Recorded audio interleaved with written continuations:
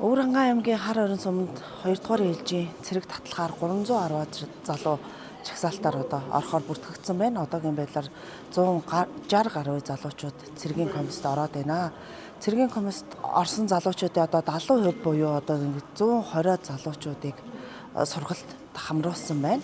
За бид бүхэн бас 1-р ээлжийн цэрэг татлагаар хар орон суманд ажилласан байгаа.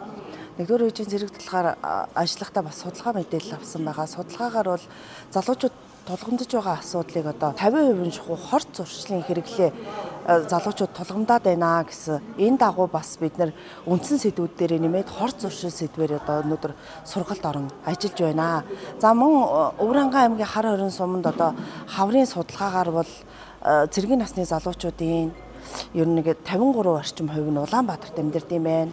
Мөн 24% нь бол Сумандаа амьдардаг, 18% нь бол Хөдөө амьдардаг. За 3% нь бол бусад аймаг сумдуудад амьдардаг гэсэн судалгаа гарсан байгаа. За хаврын судалгаагаар 19.3% нь бол сумдаа ажиллаж амьдрах хүсэлтэй боловч ажлын байр хомос байдгаа гэсэн бас судалгааны дүн гарсан. Судалгаанд хамрагдсан залуучууд ер нь 30% нь бол залуучууд маань сэтгэл зүйчтэй уулзах хэрэгцээ байдгаа гэсэн судалгаа гарсан байгаа. Бид бүхэн дараагийнхаа ажлуудад бас сэтгэл зүйчээ авч явахаар төлөвлөж байна.